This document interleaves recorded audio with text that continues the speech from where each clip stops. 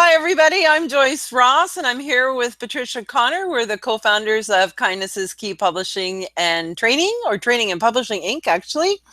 And tonight is our webinar on grammar. So welcome, everybody.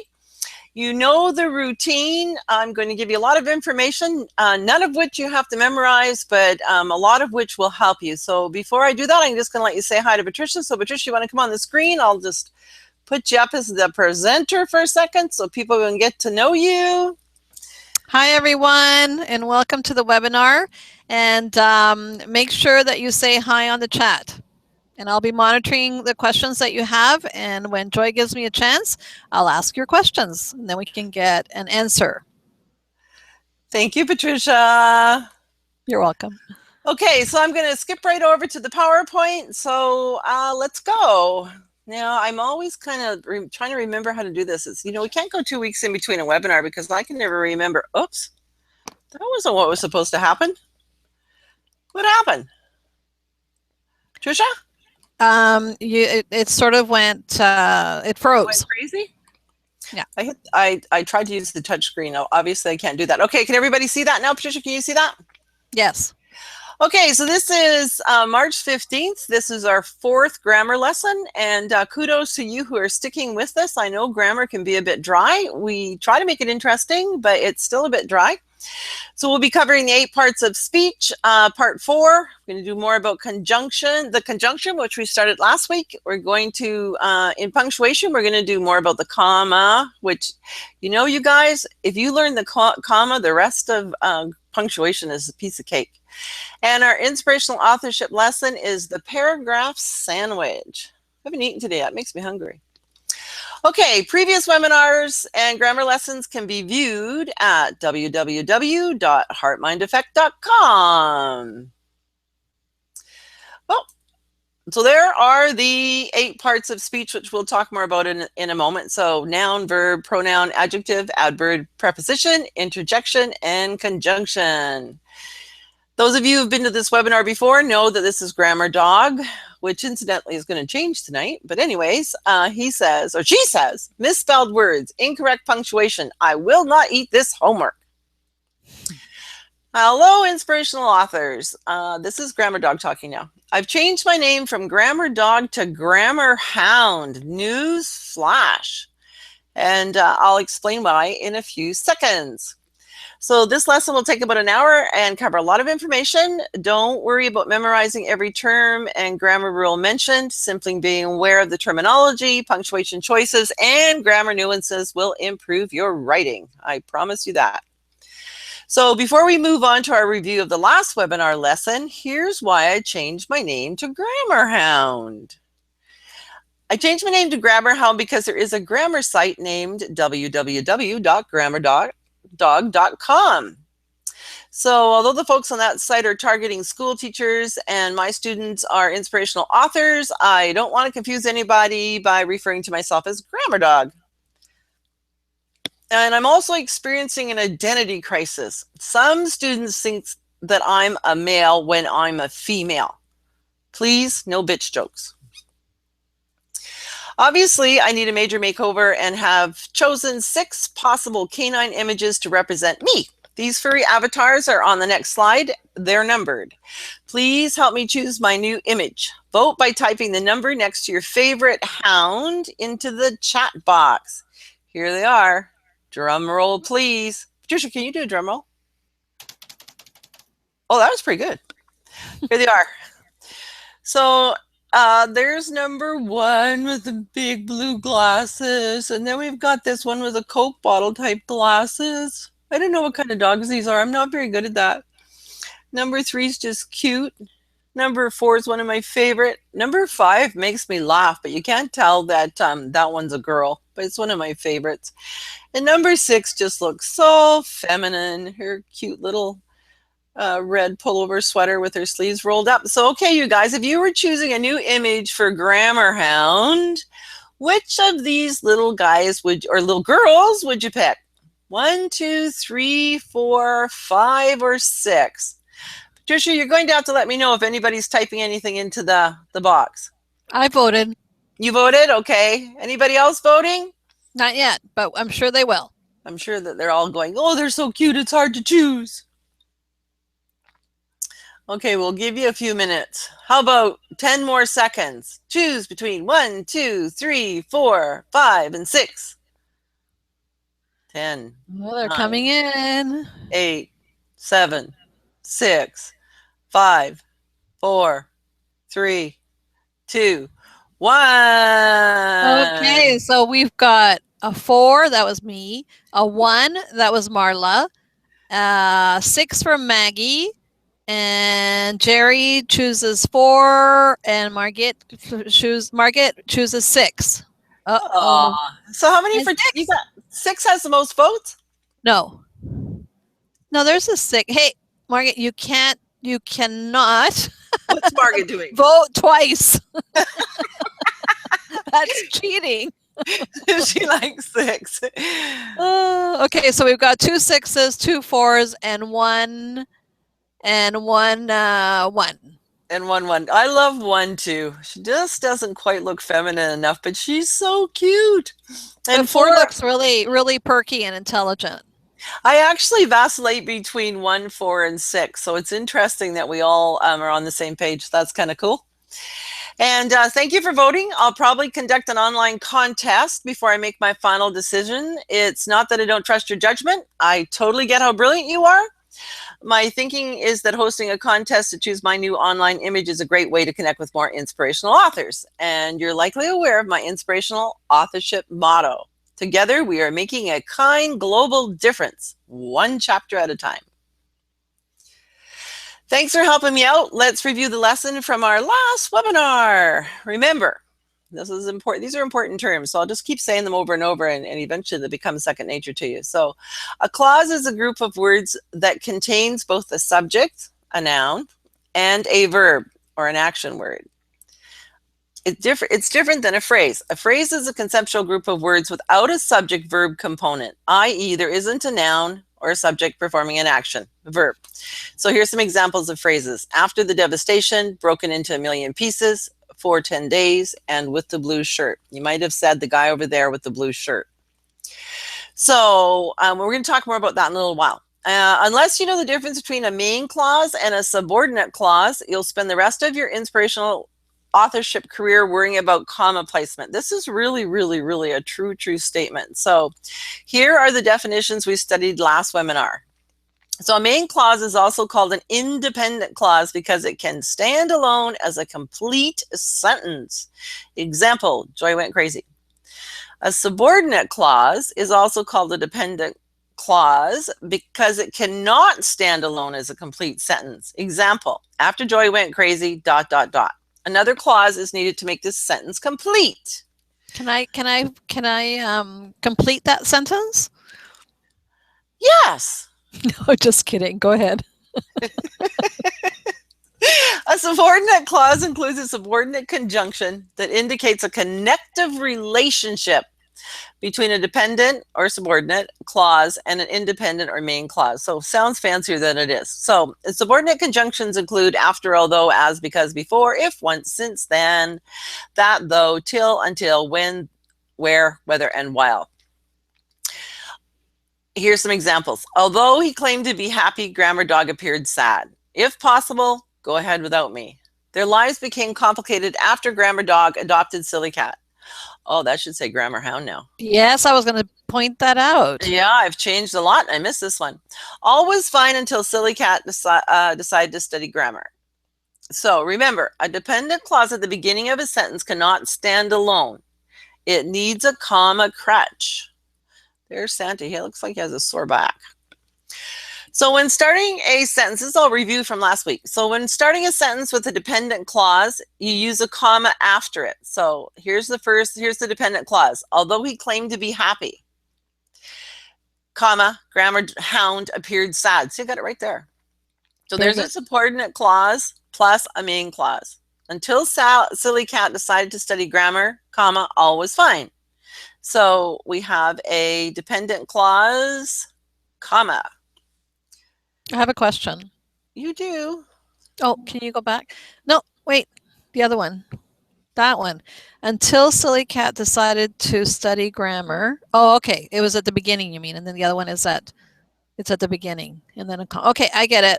Sorry, folks. So they're both starting with dependent clauses, right? And it's Right, actually opposite if it starts with a independent clause, which we're going to see in a second. right. And Grammar Hound is a girl, right? Grammar hound is a girl. Okay. A comma is usually unnecessary when the sentence starts with an independent clause followed by a dependent clause. So here we go. Their lives became complicated after Grammar Hound adopted Silly Cat. No commas, because their lives became complicated, period, could stand on its own, right? It's a sentence. It's got a subject and a verb. After Grammar Hound adopted Silly Cat. And same thing with the next one. All was fine until Silly Cat decided to study grammar. So let's compare the two. Come on. Why is my thing not moving? Uh-oh.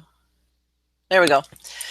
So here's where you can see that the order switch, what happens when you switch the order with the subordinate clause and the independent clause. So if you go, their lives became complicated after Grammar Hound adopted Silly Cat. So you're starting with the main clause, or it can be called an independent clause. Then you have the subordinate clause following that. So all was fine until Silly Cat decided to study grammar. You don't have any commas. But if you switch it around, and the same with the one on the top, their lives became complicated after Grammar Hound adopted Silly Cat. So when you switch it around and you go after Grammar Hound adopted Silly Cat, comma, so that becomes a dependent sentence because it starts with after, so we know we need more information. Their lives became complicated. And again, until Silly Cat decided to study grammar, so we're starting with a subordinate clause, comma, all was fine. Patricia, can you just check in the box for me and see if there's any questions about that? That's a pretty important slide. Not yet. No. Not yet? Okay. Well, we keep going over and over it, so I'm sure people are getting it. So here's Silly Cat, and she says, "Hey, Grammar Hound, you haven't introduced me yet. I can't remind you of that thing you wanted me to remind you about," which is an independent clause, "if you don't introduce me to introduce me." So, period. And that's a dependent clause because it starts with the word if. Inspirational authors. This is my feline friend, Silly Cat. She thinks everything's hilarious. As I can't see the chat box, I ask her to remind me to check in with you. Does anyone have a question or comment? Well, we already know you don't. So now that you've met my grammar family, so now turns that first clause into a subordinate or dependent clause. Let's review the 8 parts of speech, which is a main clause, because let's review the 8 parts of speech could stand on its own as a complete sentence.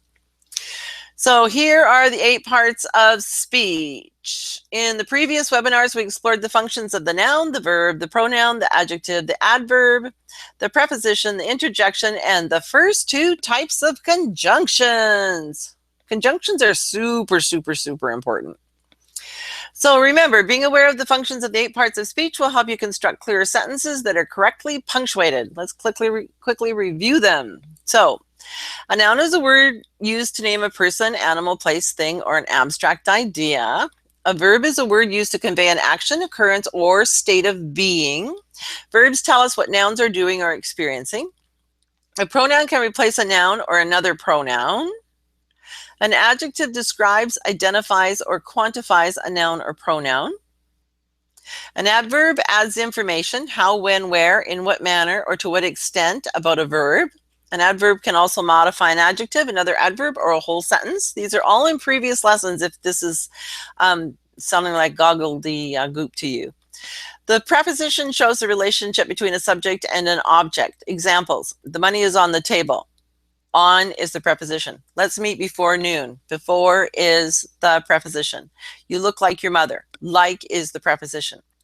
An interjection is a spoken word, phrase, or sound that expresses a sudden or strong feeling, for instance, disgust, joy, excitement, etc. And a conjunction is a word that joins or conjoins sentences, clauses, phrases, or words. So let's review the interjection. It's the most emotional of the 8 parts of speech. Okay, 1 second, Joy. There's a question. Yes. It says, why is there a comma after interjection in the previous slide? So the one before this. Where? I What's don't on know. this? The question is, why is there a comma after interjection in the previous slide? Oh, here? The interjection? There? Oh, Must she's be. talking about why is there a comma after the interjection and before the end? That comma is certainly it's fine to put a comma after a long list. This is actually called a serial comma, or some people call it the Oxford comma, when you put a comma after absolutely everything that you're separating in a list. And so a lot of grammar purists would always put a comma there. So that's the Oxford comma. If you want to know more about the Oxford comma, look it up. And it also, in this case, is for clarity. So the interjection in the first two types of conjunctions is like a big long sentence when you're making a list. So this is actually called an Oxford comma, and it is actually more favorable to have it there than to not have it there. I was always trained that the Oxford comma was maybe a bit unnecessary, but there's a big move amongst grammar purists to go back to it, and it's really just for clarity. So you're never wrong to put a comma before the end when you're making a list. So it's a serial comma or an Oxford comma. Does that answer the question? But it's okay to not have a comma there. Some people don't put it there. I really it wouldn't be grammatically incorrect. It might cause a reader to stop and pause about why there isn't a comma there because this is a list, right? So there's a lot of debate about it. So it's one of those make your own mind up commas. Does that make sense? Mm-hmm. If I were you, I'd put it in. I would always use the Oxford or serial comma. It's just better. And I've just started moving toward it myself. It's not how I was trained either. So good question. Remember, being aware. That was from Simmer. Yay, Simmer. Yeah, see, Simmer's like me. She's older, so she's trained in not having it there. So remember, being aware of the functions of the 8 parts of speech will help you construct clearer sentences that are correctly punctuated. Let's quickly review them. We did that. Okay, we're going on to the interjection. So an interjection is a spoken word, phrase, or sound that expresses a sudden or strong feeling. So here we've got, no, go away. Yikes, how did that happen? I spilled my drinks. Oops, good grief. Is this grammar lesson on the 8 parts of speech ever going to be over? Oh, you guys will be so happy to know today's the last lesson on the 8 parts of speech. So a sudden expression of emotion doesn't automatically necessitate the use of an exclamation point. I know new writers just love those exclamation points. Experienced writers favor strong prose over exclamation points. I think I've drilled this into your head enough, but there is sometimes when you do want to use it. So no, go away. If I had written no, exclamation point, go away, exclamation point, you'd know I was super mad. But in this sentence, it's just no, go away. And yikes, that usually comes with an exclamation mark. And I spilled my drink. Oops, no need for an exclamation mark there. And good grief, there really doesn't have to be one there either. But I liked it there, so I left it there. It's a choice. Note, oh, there you go. An interjection is separate from the rest of the sentence. As such, a punctuation mark either precedes or follows an interjection. So you see no comma, go away. We see I spilled my drinks, period, oops. And we see yikes with an exclamation point. How did that happen? The 8th part of speech is the conjunction, and a conjunction is a word that joins together. So conjoins sentences, clauses, phrases, or words. There are 4 types. Look at how I misspelled 4. Simmer. How come you didn't tell me this last week? There are 4 types. That is a typo. Okay, so here they are. Coordinating conjunctions, subordinate conjunctions, conjunctive adverbs, which to me was totally weird, and correlative conjunctions. So correlating conjunctions are used to join individual words, phrases, and independent clauses. And there I've put that Oxford comma in again before the end. Subordinate conjunctions connect an independent or main clause to a dependent subordinate clause. So one that can stand alone, one that can't. And conjunctive adverbs link 2 independent clauses. So we're going to be talking about that today. So they can only link 2 independent clauses. And correlative conjunctions are paired conjunctions that link balanced words, phrases, and clauses. And then we have that Oxford comma again after phrases in number 4. So let's review the nuances of the first two types of conjunctions that we explored during the last webinar, the coordinating conjunction and the subordinate conjunction. So here we go. You guys will remember these posters if you were. So here's examples of a coordinating conjunction joining individual words. Now all the rules are different for commas, so you got to pay attention. So you and silly cat, I know that silly cat's really two words, but it's a name, then we're treating it as a compound noun. So or a proper name, you and silly cat should go to the grammar seminar. It is an expensive but necessary seminar. So you and silly cat are your words, and is your coordinating conjunction. But in the next sentence is your coordinating conjunction, and I should have actually read on the expensive but necessary. So expensive should have a red mark too. Note, except for the terminal periods, punctuation is not needed in the above examples. Here's a coordinating conjunction joining a phrase. Grammar hound or her assistant will attend the seminar. So the phrase is her assistant, right? It's not a word, it's a phrase, her assistant. Grammar hound and her assistant silly cat are both excited about attending the seminar. So there's the phrase, her assistant silly cat. Note, except for the terminal periods, punctuation is not needed in the above examples. So here's a finicky comma rule, and you guys should do your best to remember it. If silly cat was grammar hound's only assistant, this circumstance should be indicated with commas, i.e. the sentence would then be written as our mentor, grammar hound, and her assistant, because she's the only one in the world, silly cat, are both excited about attending the seminar. We're going to come back to this rule again a little bit later. So here's a super important comma rule. Put on your thinking cap. When two or more independent clauses, so they could stand alone as a complete sentence, right, are conjoined by a coordinating conjunction, a comma precedes the coordinating conjunction. This is super important. This is not the Oxford comma. This is just a regular old comma. So here we go. You and silly cat should come to the grammar seminar, comma, so, which is a coordinating conjunction, you can help me spy on the competition. There's a good plan, right? So written as two sentences, so there's just proof that they're independent. You and silly cat should go to the seminar, period. You can help me spy on the competition, period. And I could have used a semicolon between those two complete sentences. So here we go a little bit different. It is an expensive seminar. Now we're using the conjunction and one I wouldn't miss. So here's that another tricky nuance. The it is implied in the second clause.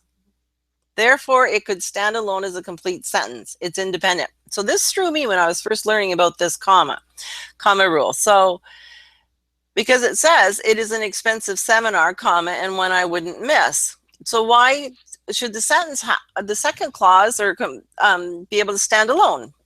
Because the implied it is, because of the implied it is. So it is an expensive seminar, and imagine it saying it is one I wouldn't miss. So here you go. Written as two sentences. It is an expensive seminar. It's one I wouldn't miss. And we're going to do this a bit more. We're going to do another one. So super important rule. So we're doing two slides. So you and silly cat should go to the grammar seminar and help me spy on the competition. Did I just do this one? No, I don't have it. Joy, your voice is sort of going in and out. I don't understand that. How about that now? That sounds good. I think it's just the connection. It's not necessarily you. But maybe you can go over that again. Yeah, I'm going to go over this one. So here I'm using the coordinating conjunction and, right? So you and silly cat, and this will get you every time, so pay attention, you guys. You and silly cat should go to the grammar seminar, comma, and help me spy on the competition. So there's no you can in there, right? And yet, it could stand on its own if you can was in there. So I just assume that it's implied, and you can, because and help me spy on the competition wouldn't be is a complete sentence, except for if you just said help me spy on the competition. I guess that's still a complete sentence. So I just think of the you can as being implied. So So therefore, help me spy on the competition is a complete sentence on its own. Am I making sense, Patricia? Well, I'm kind of confused. Okay, so help me spy on the competition is actually just a sentence all on its own, right? Because you've Yeah. got help me spy on the competition. So you've got your subject performing an action, which is spying, right? So that's a complete sentence. And you and Silly Cat should come to the grammar seminar, could stand as a complete sentence, right? Those two clauses could both be independent sentences. Can you see that? Right. Yes. Independent sentence with independent sentence, or main clause with main clause. Mhm. So when you have a main clause and a main clause, or two independent clauses in one sentence, and you use an and or a but or any of the other coordinating conjunctions, which are and, but, or, nor, for, so, and yet. So when you use it, you'll see at the top of the screen, you can see they include and, but, or, nor, for, so, yet. So when you use any of those with two independent clauses and you join them with one of those coordinating conjunctions, you need to put a comma before the end. That's a huge rule, and it's an important rule. Do you understand now? Can you tell me back what I said? Yeah. No. Well, just in your own words, just so that other people can hear someone else saying it. But I need to go back to the previous slide. Was Okay. that the same example or was that? Different word. I think you're I going to. used, I've just used different terminology. Same Okay. principles. Okay. So it's two standalones or two main clauses. If you use what is it called? The so A and but. coordinating That's conjunction. Yeah, the you're coordinating right. conjunction. You need to use the comma. Right, with your end, before your Okay. end. Yeah. It's like a hold on pause. So you've got a pause and then your coordinating conjunction. That's a really, really big rule. And if you know this rule, it really helps you when you're trying to put commas in. Okay, so here's an example of, where are we now? Coordinating conjunctions. Okay, we did that. What am I looking at that's a little bit different? Any questions in the box? No, just a comment from Maria. Yeah. And she says, okay, so I got a 40 in school. I think by the way you're teaching, I would get at least 75%. Oh, I love Maria. Thank you. And now poor Joseph, though, is not having any luck getting on. He's having trouble with his computer. Yeah, and he's already refreshed. And yeah. Anyway, Joseph, if you can hear me, no, I guess he can't. Okay, I'll just write it in. Go ahead, Joy. You ready? Okay, so as comma placement can be a bit tricky when you're connecting clauses with a coordinating conjunction, I've prepared a short quiz. Is this exciting or what? So I have a little note. Before we move on to the quiz, Patricia, has anyone asked a question or comment? Has anybody typed a question or comment into the chat box? We're okay right now? Yeah, Maggie says, so the comma is necessary with this type of conjunction. That is what I understood. Is that right? The comma is necessary with this type of conjunction only when it connects to independent clauses. It's not always necessary, because sometimes we use coordinating conjunctions to connect words like Joy and Patricia. That's a coordinating conjunction. Or we might use it's fun but boring. That's in a coordinating conjunction. So the only time you use a comma is when you're with coordinating conjunctions, is when they're two independent clauses. So two clauses that could both be made into independent sentences. And sometimes you have to pay attention because the second clause has an implied noun or direction. Right? Am I clear? Mm-hmm. It's usually an Yes. implied noun or pronoun. Okay, good. Okay, just a second. So Maggie says, right. When there are independent clauses, the comma is absolutely necessary. Correct. Yes, Maggie, you're absolutely correct. And that'll keep the grammar purists away. Most people wouldn't even know. Okay, good. Go ahead. Okay. Okay, so here's our quiz. Are you ready? Everybody gets to take a quiz today. So, which are correct? The A statements or the B statements? So all of the A's will be right or all of the B's will be right. So it's not going to be tricky where, the first question A is right, the second question B is right, and the third question C is right. Oh, there is no C. Well, A is right again. So which are correct? The A statements or the B statements? So A reads, silly cat talks incessantly, comma, laughs like a hyena. I didn't say that right. And Hyena. hyena and interrupts me all the time. Or silly cat talks incessantly, laughs like a hyena, and interrupts me all the time without a comma before the hyena. So which of those two is right? And here's the second riddle. She's ridiculous, but I love her. So she's ridiculous, comma, but I love her. Or she's ridiculous, but I love her. No comma. What's correct? She's a trying but lovable feline without a comma, or she's a trying, comma, but lovable feline. So, Patricia, I need to know who's guessing A and who's guessing B. So far, only A's. Yay! That's my inspirational authorship students. You guys are good. Okay, so let's talk about why. So A is right in the first one because a silly cat or she is implied in the latter two clauses. All three clauses are independent. Independent clauses are separated by commas, including when they are conjoined by a coordinating conjunction, right? You guys knew that, so I don't have to spend too much time on it. Hey, wait a minute. We've got some B's. Where? Who's writing in B? Is that Well, Margaret Simmer said answering twice A. again? No, Simmer said A first, and then she said B. And then Jerry and Margaret said B. They're all A's. A So, is the correct answer. A is the correct for all of the statements. So, silly cat talks incessantly, comma, laughs like a hyena, comma, and interrupts me all the time. And the reason is that if I were to put in that sentence, the implied she or the implied silly cat, then they're all complete sentences. They're all independent sentences, main clauses. They can stand alone. Silly cat talks incessantly, period. Silly cat laughs like a hyena, or she laughs like a hyena. So the she and the silly cat are implied. And he and she, or the word silly cat, interrupts me all the time. So all of the silly cat pronouns or nouns are implied. So therefore they all take a comma. Jerry, Margaret, are you with me? And Marla. And She got a Marla. B too. Okay. Well, that's why it's good to have a quiz.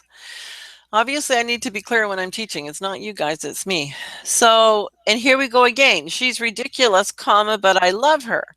She's ridiculous could stand on its own because is a state of being verb. So she is ridiculous. She is our subject, is ridiculous. We're describing her. So we got a verb, state of being verb is, and a noun or a subject. This could stand alone. But I love her. So, but I love her could stand on its own too. Or she's ridiculous even without but is still a complete sentence, an independent sentence. I love her. So when we can join two independent sentences that could stand on their own as a complete sentence, but currently are independent clauses. So two independent clauses that could instead be sentences, take a comma before the coordinating conjunction. This is like a confusing rule, and one of the reasons you're always guessing, like me, because if I don't know this rule, I don't know where to put a comma either. So without this rule, I'm lost, which is why this rule is so important.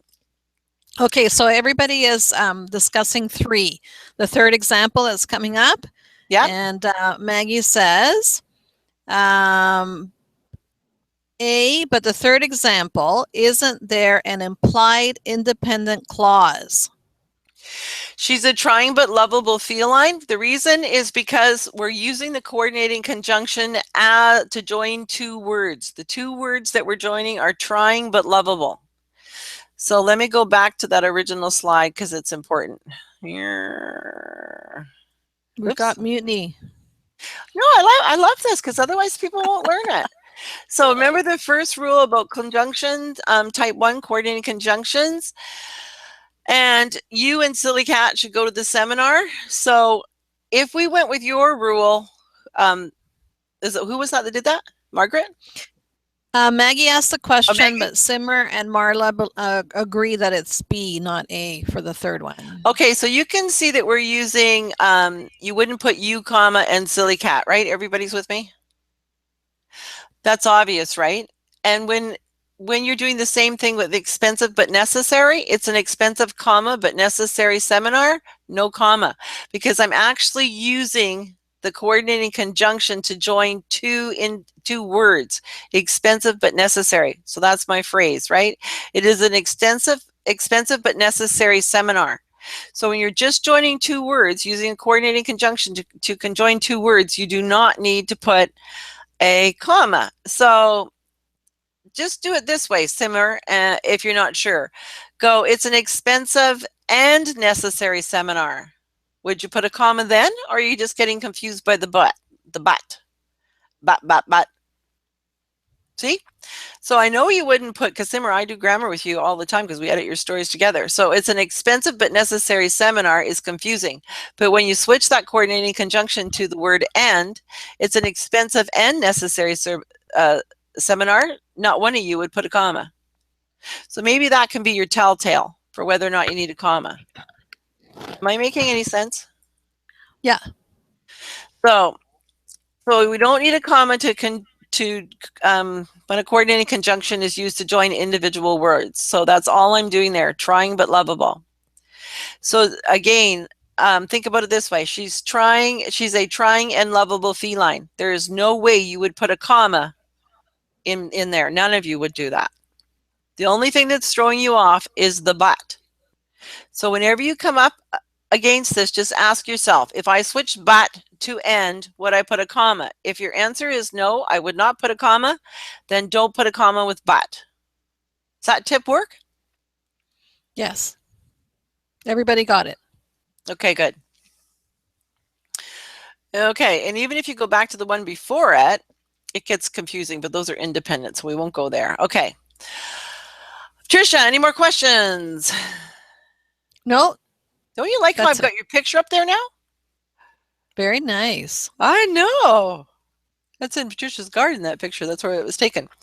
Okay, so subordinate conjunctions indicate a connective relationship between a dependent clause and an independent main clause. Let's just look at them because it's easier. So here they are. Subordinate conjunctions, we studied this last week, are after, although, as, because, before, if, once, since, then, that, though, till, until, when, where, whether, and while.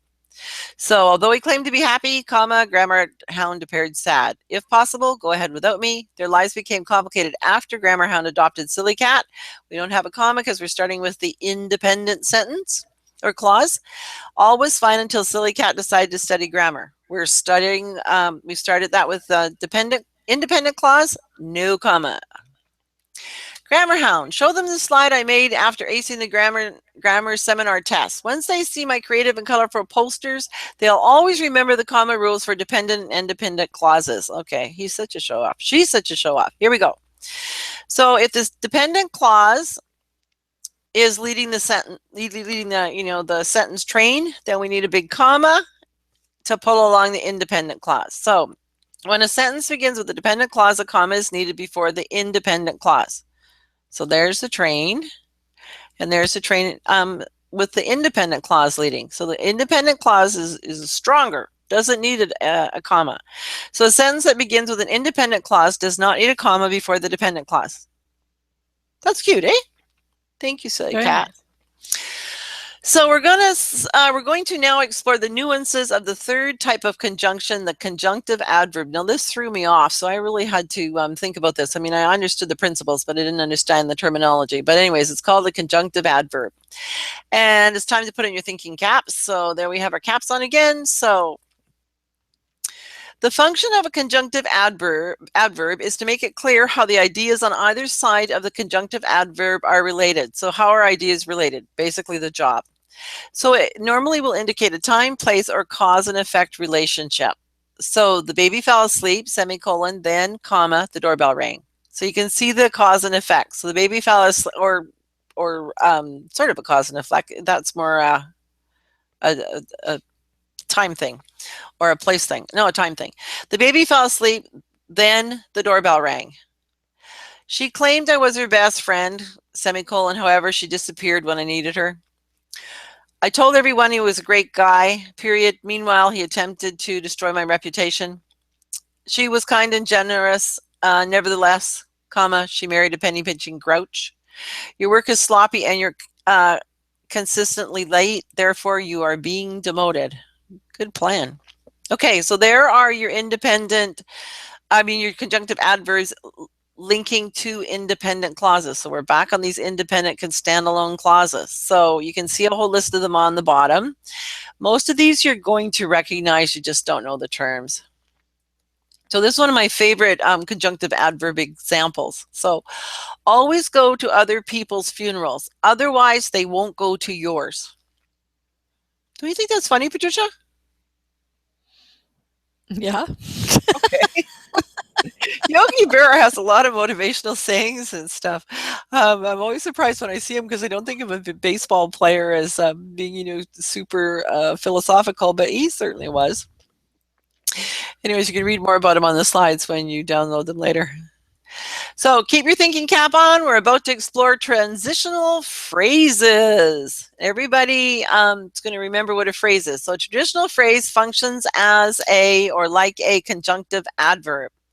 So remember, phrase is a conceptual group of words without a subject-verb component. So after the devastation, broken into a million pieces for 10 days with the blue shirt. And here's some traditional phrases. As a result, at last, at the same time, for example, for instance, on the contrary, in addition, in any case, in fact, in short, in the meantime, on the other hand, that is, etc. is not one of them. So she wasn't nice or generous. On the contrary, she was a penny pinching grouch. Your work is sloppy and you're consistently late. As a result, you're being demoted. These are pretty straightforward, right? Yes. Okay, unlike a conventional adverb, because we all know that that's your action word, or it enhances your, modifies your action word, your verb, an adverb, which typically affects the meaning of only a single word or phrase.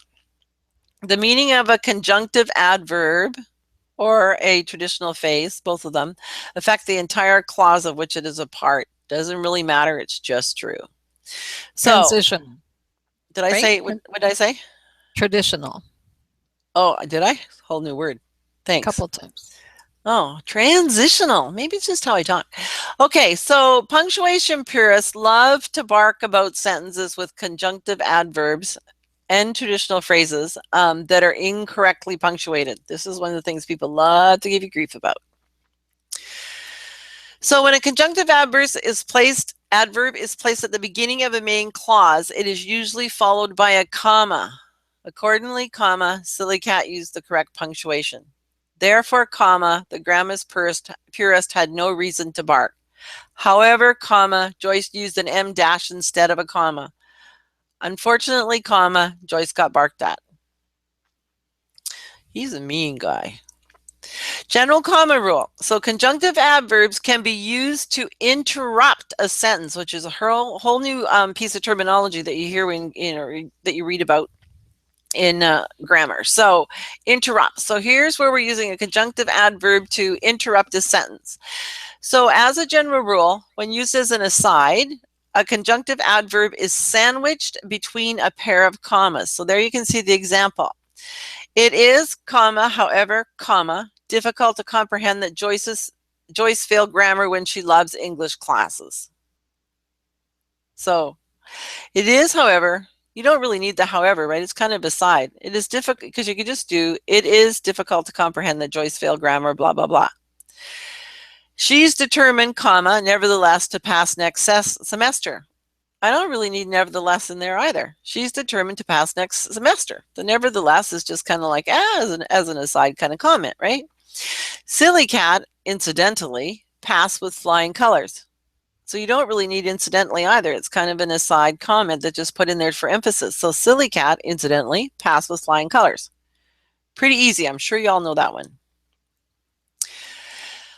Okay, comma rule exception. These are the ones that make me crazy, so I'm sure they make you crazy too. When the interruption in a sentence is weak, it isn't necessary to sandwich a conjunctive adverb between a pair of commas. So Joyce will therefore be required to repeat the semester.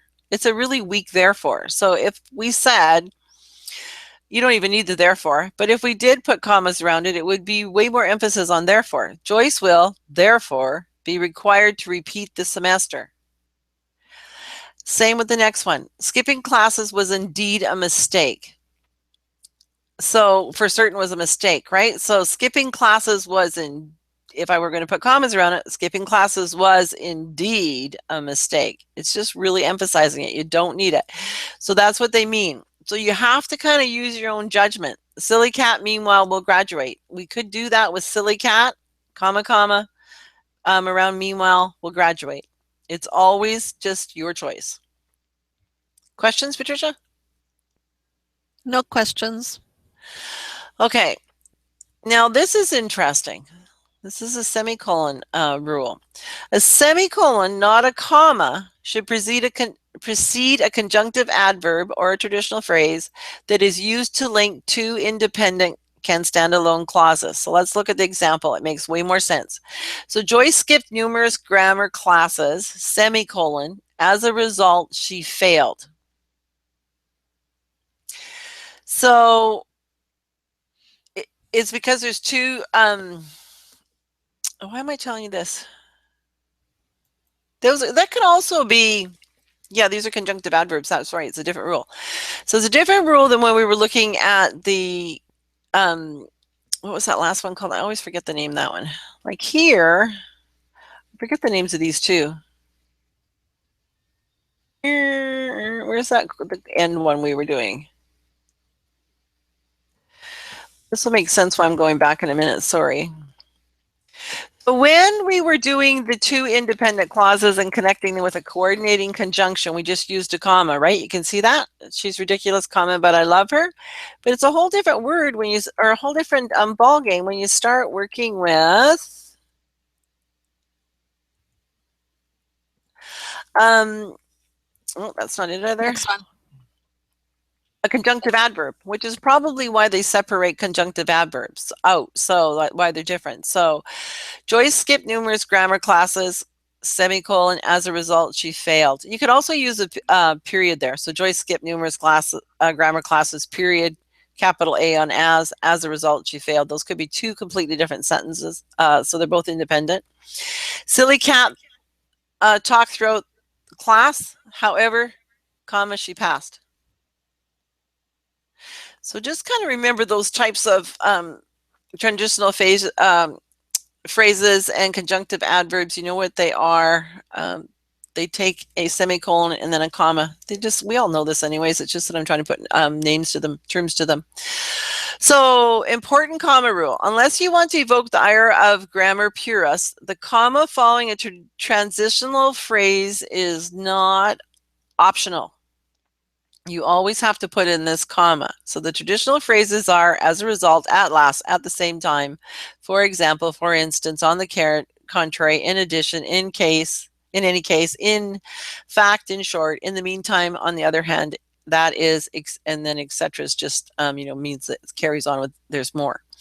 So Joyce skipped numerous grammar classes, semicolon. As a result, comma, she failed. So that as a result is a transitional phrase. So whenever you have a transitional phrase, it has to be followed by a comma before you say the rest of the sentence, right? So Joyce skipped numerous grammar classes. As a result, comma, she failed. So two sentences, but I still need to put the comma after as a result. Joyce wasn't embarrassed or angry, semicolon. On the contrary, she was elated. Rumor has it that she has a crush on the instructor. So any questions in the box there, Patricia? No questions. Okay. So this is confusing again. The comma following a conjunctive adverb is somewhat optional. Conjunctive adverbs include accordingly, afterward, also, blah, blah, blah. You can read indeed, instead, perhaps, yet. So this is another one of those confusing things. So you remember that earlier we talked about, remember this comma rule exception. When the interruption in a sentence is weak, it isn't necessary to sandwich a conjunctive adverb between a pair of commas. You remember that, right? When we were talking about that. Yeah. As a result, some renegade writers have extended this rule to include the comma after a weak conjunctive adverb at the beginning of a clause or sentence. So it's easier to understand this when we go over the examples. So here's a grammar purist example. So the baby fell asleep, then, that's your conjunctive adverb, the doorbell rang. A grammar purist would want a comma after then. Renegade writers, which you could also just read many modern day writers, they don't do that anymore. If it's just a weak conjunctive adverb. So the baby fell asleep, period, then the doorbell rang. They don't put the comma. That'll confuse you too. So you kind of pick a way of doing it, including commas after conjunctive adverbs or not, or, you have to decide each time. Some people do decide each time. So it's really a writing style. So here's another example. Silly Cat is a renegade writer, yet he aces grammar exams. So he's not always following all the rules, which I don't either. And he aces all the grammar exams. So renegade writer statement would be Silly Cat is a renegade writer, yet he aces grammar exams. She. She. Did I say he? Oh, no, Patricia, you better get that. I always think of these animals as men when they're women. Oh, it's so wrong. Well, male when they're female. Okay, yet she aces grammar exams. So any questions on that? Oh, there you go. Silly Cat's telling me. He's reminding me, or she's reminding me. So anything in the chat box, Patricia? No, I just have Maria saying have, but I don't know what that means. Oh, did I misspelled have probably too? I don't know. I didn't see it. I'm not sure what she's talking about. Sorry, Maria. Can you type something in so that we know what you're speaking about? What you're referring to? Nothing yet, Joy. Go Okay, ahead. no problem. She might have just been typing something and got waylaid. Okay, so here's Grammar Hound. You promised that I could share my riddle today. Don't forget. And Grammar Hound says, what I should have asked is if whether anybody wants a cat. Here's the riddle. Are you guys ready? What do you get if you cross a leopard with a watchdog? Can you hear me, Patricia? Yes? Okay, because the sound monitor just came on my computer. I leaned on my little button. So riddle, what do you get if you cross a leopard with a watchdog? Drum roll. A terrified postman. Isn't that cute? Very funny. I know, I have such fun making these posters. This is actually I'd never seen this kind of dog before. They're called Louisiana Catahoula leopard dogs. I think the leopard's optional. Just some of them look like leopards. Are they cute or what? Look at the size of the feet on that baby. It's going to be one big dog. No wonder this guy's afraid. Okay. Okay, so conjunction type 4. It's the final one we're going to talk about, and it's the correlative conjunction, and it's easy. So correlative conjunctions are paired conjunctions that link parallel words, phrases, and clauses. Correlative conjunctions include either or, neither nor, whether or, and not only, but also. So the elements connected by correlative conjunctions are usually parallel, similar in length and grammatical form. This is a bit tricky. If, for example, a verbal phrase follows either, then a verbal phrase will also follow or. If a noun phrase follows neither, then a noun phrase will follow nor. So let's look at the examples. So once Silly Cat graduates from grammar school, she will either start teaching her own online classes or begin instructing at a community college. So start teaching, begin instructing are verbal phrases, right? So she will either start teaching or begin instructing. Once they've heard a few of Silly Cat's perfectly timed jokes, neither her students nor her colleagues will bark about a feline teaching grammar. Bulk? Balk, isn't that a word? Yeah. You said bark. Did I say bark? Yeah. I'm in dog mode. Okay, this is another one of my favorite examples. The man is either dead or my watch has stopped. It's pretty funny, right? Yeah. Okay, so here's an important note. When using correlative conjunctions, this is so important, you guys. Like, I know you're getting bored, so sit up, take a breath, move your arms. We When only have using 4 minutes, Joy. Really? Yeah, Well, I think we're going to it's go over. 7:56, and we're only halfway through the I should never ask questions. That's the slides. problem. Okay, so I think we'll go over and they'll just, if they have to leave, they'll just need to watch it on the video because I don't want to not finish the lesson. So, okay, so here's an important note. When using correlative conjunctions, the subject closest to the verb determines the verb form. So when the closest verb to the subject is plural, the verb takes the plural form. When the closest verb to the subject is singular, the verb takes the singular form. So here's some examples. Not only her colleagues, but also her employer needs to see Silly Cat in action to fully appreciate her quick and hilarious wit. But when you switch it around, so you know that her employer needs, so that's what you would use the singular form because employer is singular. But when you switch it and you put the employer first and the colleague second, now it says not only her employer, but also her colleagues need to see Silly Cat in action to fully appreciate her quick and hilarious wit. Second example, neither her classmates nor her prospective employer is invited to Silly Cat's graduation party. But when you switch it around, neither her prospective employer nor her classmates are invited. So to invite should say to Silly Cat's graduation party. Does that make sense?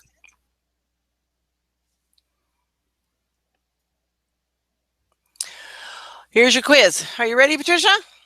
Yes. Is everybody ready? Write in your answer. Okay, so the quiz is which are correct, the A statements or the B statements? It's always the A and B statements. So A, neither you nor I knows whether anyone will hire Silly Cat to teach grammar, or neither you nor I know whether anyone will hire Silly Cat to teach grammar. Which one's correct? Neither my colleagues nor I am certain how receptive Silly Cat students will be, or neither my colleagues nor I are certain how receptive Silly Cat students will be. What answers are you getting there, Patricia? Well, I know the answer, but none yet. They haven't typed in yet. Hello. You're Okay, trying to Simmer decide. says B. Simmer's going with B. Yeah. Joseph B. Okay, the answer is A. yep. Yes, Patricia, that's correct. So neither you nor I knows whether anyone will hire. So neither you nor I knows. How come that's I'm getting tired too. We might just finish the rest of the seminar in 2 weeks. I'm going, what? Neither you nor I knows whether anyone will hire Silly Cat. So knows whether. So yeah, I'm tired. And the second one is neither my colleagues nor I am certain how receptive Silly Cat. So it is actually I am. So remember the latter compound subject is top dog, i.e. the latter compound subject determines the verb form. And the second example, as strange as it may seem, since the latter subject is I, the correct verb is the first person singular I am. So you go with the last noun, right? So it's singular. So or the subject is singular. So neither my colleagues, you don't go with that one. So you just ignore the beginning. You go, nor am I certain how receptive Silly Cats. So because you would never say, nor nor I are certain. Wow, nor I are. I can't even say that. So so neither you and I knows. So yeah, you know, the only way I can do this is backwards. If I go, both of us know, then I know that I would use the word no. So the singular form has to be knows. So neither you nor I knows whether anyone will hire Silly Cat is correct. Okay. So can we just go back to the previous one, because I'm not sure you have A right. Oh no, you do. Okay. So yeah, everybody's confused now. Yeah, I know. And I know. Isn't it great?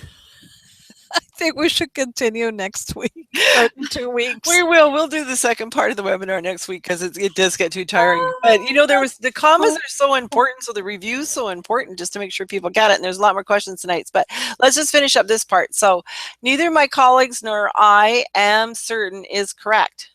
So Yes, that I is am correct. not certain, right?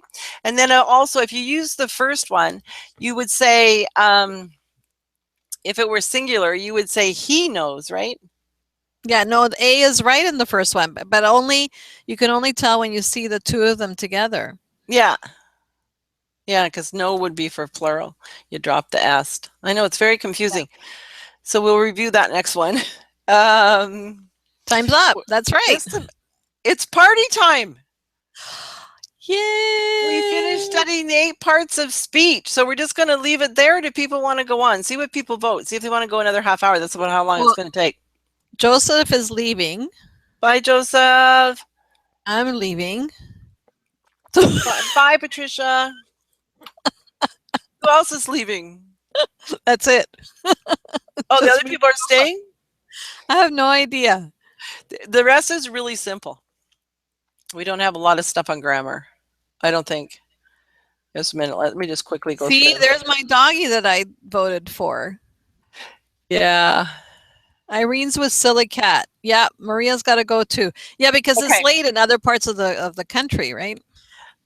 Okay. Yeah. Okay. I'll have to remember that we're going to cover a lot of less information now that we're doing quizzes, but you'll learn a lot more. So we'll just be doing grammar lessons until we're like 95. Okay. Thanks, everybody. Thanks for joining us. And next week we'll be covering the second half of this webinar. And take care. Send us your questions, and we'll do our best to answer them. Night. Okay. Good night, everyone. Night.